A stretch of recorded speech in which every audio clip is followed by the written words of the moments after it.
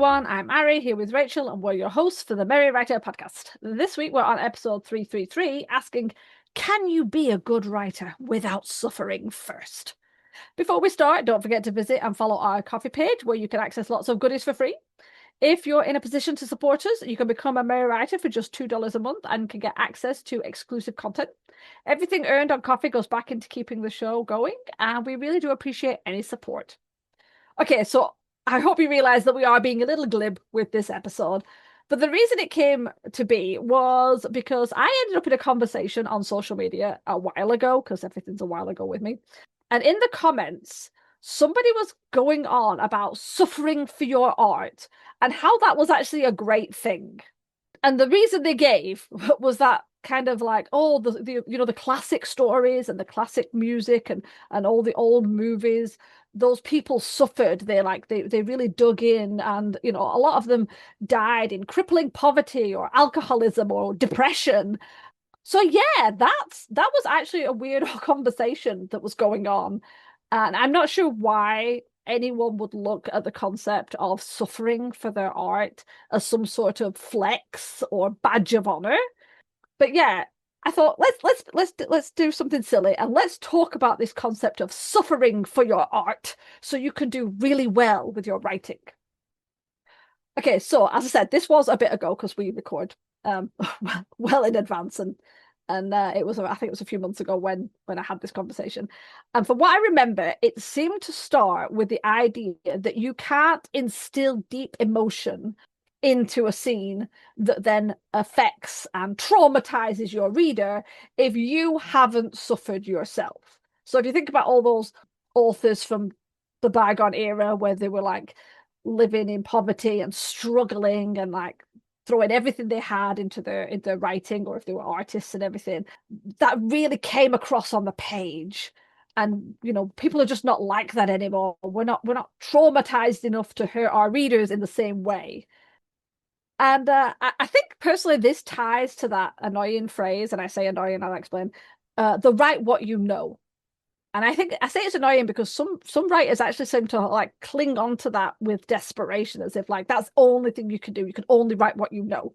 You can't research things, you can't learn about things, you can't speak to people and get experience that they've gone through. No, you have to do it. So if you've never experienced a loved one's death, if you have never experienced a traumatic event such as like a car accident, or if you've never been in a war zone, then how dare you try and write those things?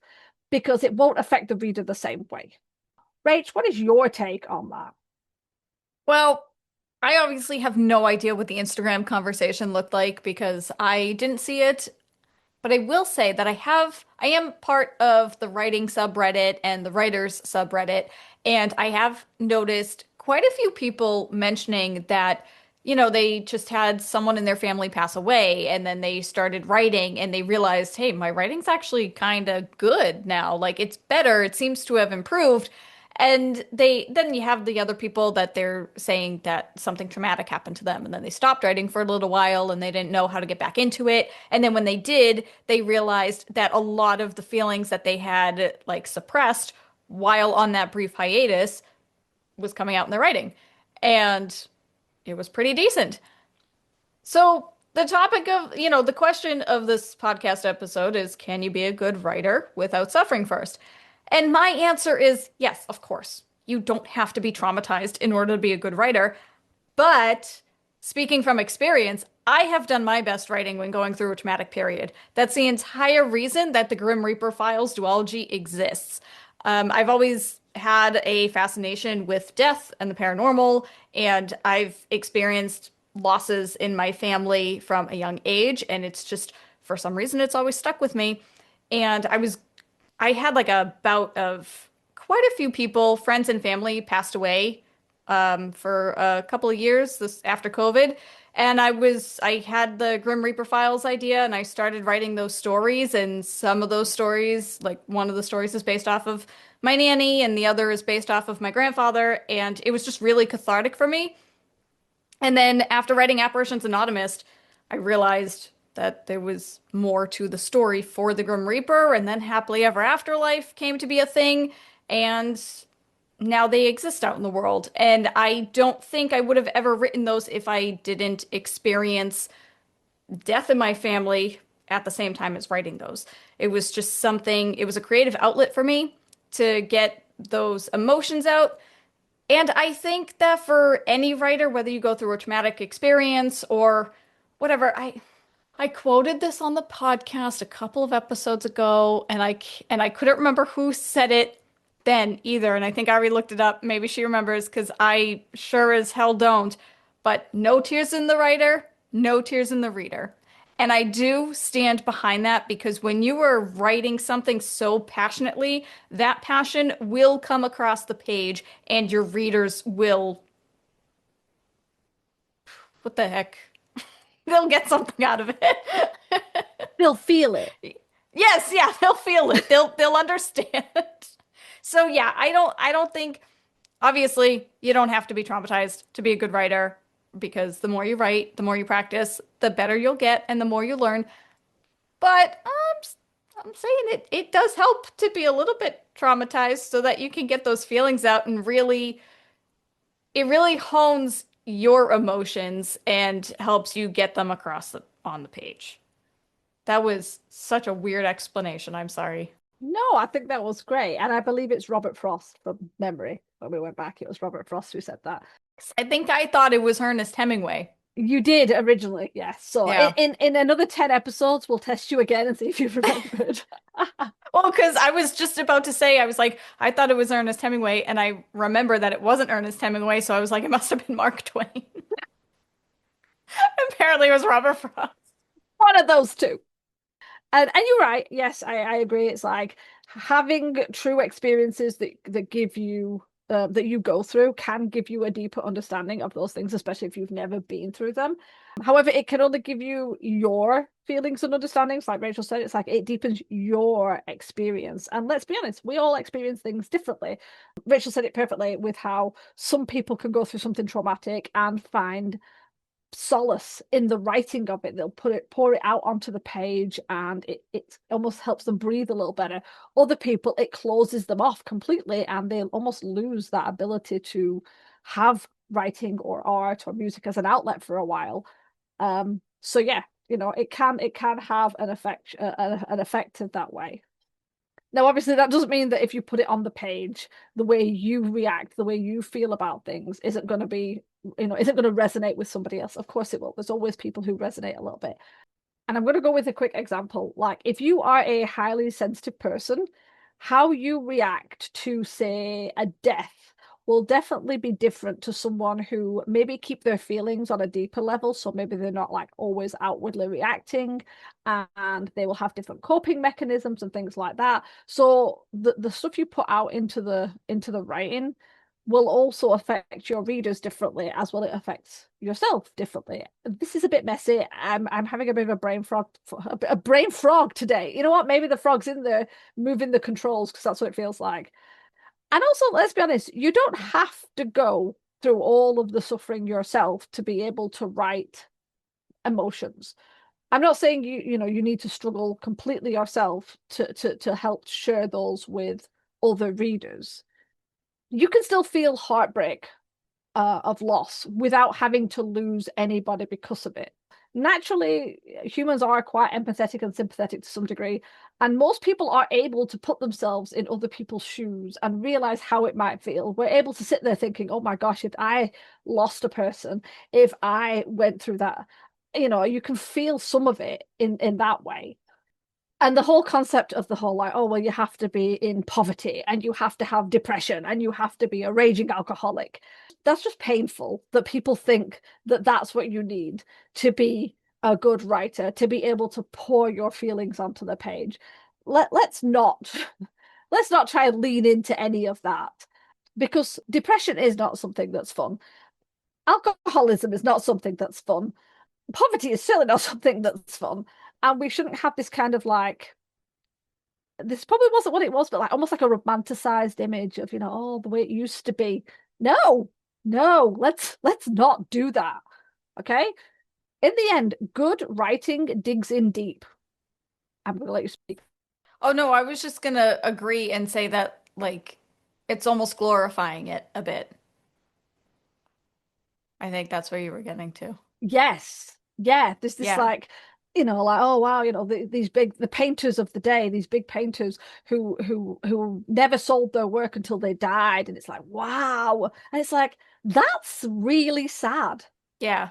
And there's people who think that's like, oh, it's incredible they did that and then their work lasts forever. It's like, I guarantee they would have rather have been paid and not suffered throughout their life. I think it would have been better if they'd had an income, if they'd have had support when they were going through difficult times, rather than like, well, look at the work they did, and now we get to look at it in museums. It's like, that's a weird take. My thoughts, just that's a weird take. It's like good writing digs in deep, and it's like you can feel things without having to go through it. We all have, let's be honest, we have all had secondhand embarrassment. Either somebody did something that was like, oh my God, or even on TV, you're watching a program and you get that cringy feeling when you can see something embarrassing's coming. And I don't know about you, but I actually get like really hot and I'm like, oh, I might have to turn this off because I hate cringy embarrassment. It absolutely crushes me. And even when it's like, it's not me, it's happening to somebody else, fictional on the telly, it's too much. And I get overwhelmed. It's very sad. Because we automatically put ourselves in situations, we have these emotional reactions. So again, you don't need to suffer for your art. And if you have suffered and you are able to use your art as almost like a therapy, great. That's not a problem. But the idea that there are some people out there who seem to think that we need to actually be suffering, and if you're not suffering, then you're never going to be as good a writer as some of the people who are in the classics. And again, there's some issues with some of the classics. There's some issues with a lot of stuff. So we don't need to be like looking at the classics as like the pinnacle of the best writing. It's like maybe a few, but not all of it. Just because they're classics doesn't mean them that, they're the best of the best. Again, just my opinion. Please don't come at me if you're a big classic fan. You can have that. I have no idea where this is going. It was just a silly glibby episode. Kind of got all over the place. So Well, yeah, I think honestly, like everything that you say is true. Obviously, you want your characters to be relatable, and one way to make them relatable is if they go through relatable issues in real life. And I don't know, I'll use death as an example again. Obviously, death hits hard fictionally, depending, if you do it right and the character is like well known and the readers really resonate with that character or a side character, whatever. And I mean, it's just you can take your experiences and put that onto the page to make it relatable, whether you've suffered or not. But you mentioned earlier about how everybody experiences something differently. Like everybody grieves differently.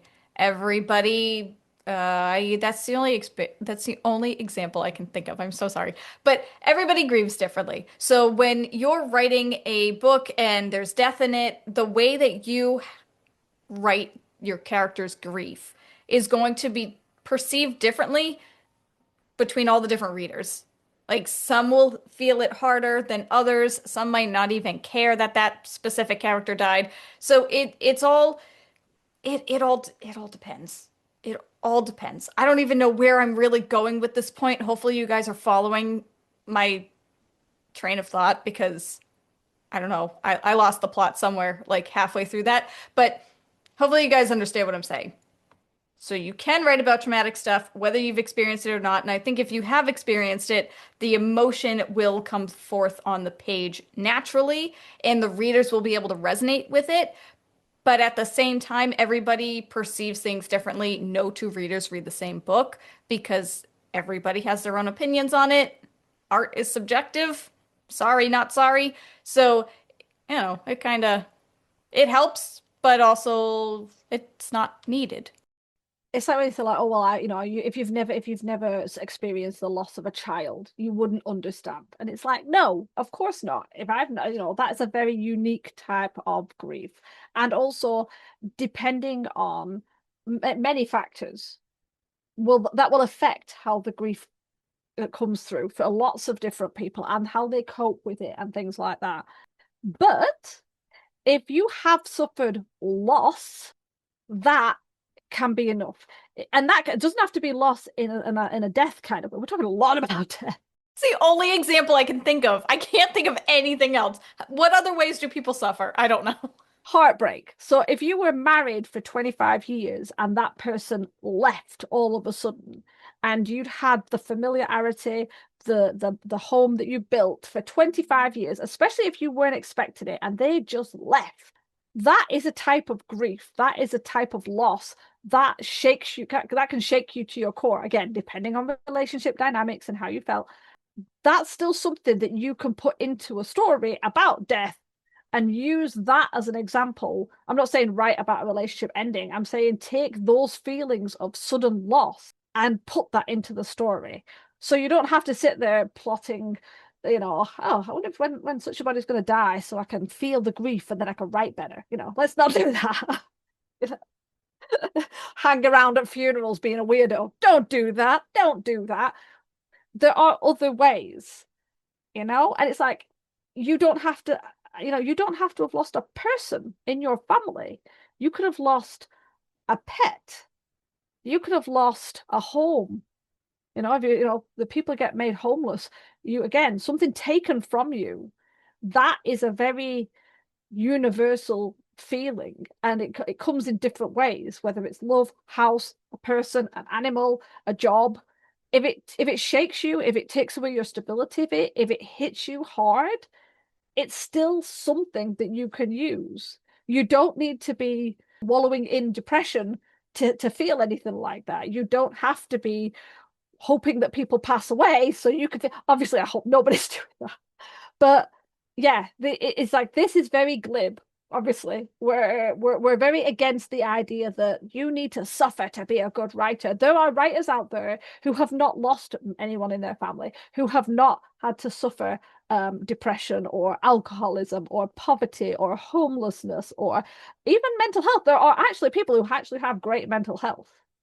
Shocking, I know. But there are. It's like what one in I think it's like one in three people have depression, one in four people have anxiety, or something or opposite like that. That means that there's like three people who are okay, you know? So, uh, so that means there are people with great mental health. That doesn't mean that they can't figure out a way to write characters with depression. They can't figure out a way of writing heartbreak. There are still ways to do it. So don't worry if life hasn't smashed you in the face yet. It will. No, that's so mean. You know, don't listen to any weird advice about you have to suffer for your art. You have to suffer to be a better writer, artist, musician, actor, whatever. No, it can be useful. If you have it, you might as well try and use it and channel it. But God, no, let's not aim for having any of that to make your writing better. Okay? I think this is my new favorite episode. Just talking. If life hasn't smashed you in the face yet, it will. I love that. Let's be honest. I mean, I'd love to meet the one person who's just cheery all the time with no issues. It happens to everybody at one point or another. That's just life. I mean, really. But yeah, I agree with everything that Ari says. This is what sensitivity readers are for, though. If you are writing something traumatic in your characters that you have never gone through it before, but it is a bit of a sensitive topic, this is what sensitivity readers are for. Look into that. And also, if you do go through something traumatic in your life and you want to write about it, embrace it. Let it out. Because it's not good to hold your feelings in. And just, even if you never show that writing with anybody and it's just for you, that's fine. Have it be just for you. Just don't fight it. Just do it. Actually, this just reminds me, I had one of my friends beta read the first Trinity Heart book. Now I've been writing my Trinity Heart series for like 20 years. I've got like 14 books worth of material. And I've written the first book several times because it never felt right. Because obviously it's the first book in a series, so it has to be right. And I think I must have gone deep into the writing when I was in a really depressive phase because I gave it to her and she came back and she's like, it's like super dark. And I'm like, is it? And she goes, oh my God, you put this character through like it doesn't stop. It's just awful thing after awful. And I'm like, really? I didn't even notice that I did that. And just like, could you put something nice, just a little bit of like sunshine in there? Like it, nobody should be this like pushed down. And I'm looking, I'm thinking, I wouldn't have even thought that it was that because I'd written it so often and I'd been with these characters so long. And it was really interesting to get in somebody outside's perspective. And I wasn't like, I'm in a depressive state, I'm going to use that. I wasn't. I was just writing. And obviously that leaked all over this manuscript to the point where I feel like my friend needed therapy because, because I'd inflicted this book on her. So that's going to need a bit of a rewrite again. So yeah, that's just it just triggered that I remembered that I hadn't even realized I'd smeared depression all through it and not for the better. So See, it yeah, happens. that's just a little fun fact. Yeah, just be aware and try not to traumatize everybody because not everyone deserves that. And this is why beta readers are also important to sensitivity readers. I can't talk. Ugh. Yeah, because honestly, I would not have twigged that it was that dark. It's like I've read darker, and obviously that's not a good thing. Just because you read darker doesn't mean that's not dark. It's like, yeah. But see, sometimes your subconscious just takes over, and Hmm. that's fine. Hmm. And sometimes it just needs. Because I'm sure there is some stuff in there that you definitely could still use. Oh yeah, I wanted it to be a little grittier and a little darker, but I didn't realize that I'd leaned so heavily that it was just like shadows. It's like everything's just it's like midnight and everything's just dark. It's like, yeah, that's not great. So that's why Trinity Heart's not coming out for a while. You really went deep in It's, that symbolism. it's gonna stay on the back burner. Oh yeah. So what's worse is there are worse books further down because obviously the characters develop and it gets darker and it's like, oh, I'm gonna have to lighten some of this up a bit. Like that's not good. Oh, okay. Let's goddamn wrap it up, Harry. Take it forever. We now want to hear your thoughts, kind of. Did you enjoy this mishmash of rambleness as we just barfed all over the microphone of information about trauma and suffering and nonsense? Because this was a silly episode. Chat about it in the comments. I might try and meet them. Remember, we do release new episodes every Wednesday. Next week, we're discussing content for your email list. To ensure you don't miss it, hit the subscribe button on your way out. And if you'd like to learn more about us, you can check out our website at themerrywriterpodcast.podbean.com and our coffee page for more content. Thanks for listening to the Merry Writer Podcast. We'll see you next week. This podcast is brought to you by Cute Mugs because we're addicted to caffeine. The music titled Inspired is by Kevin MacLeod, licensed under Creative Commons 4.0.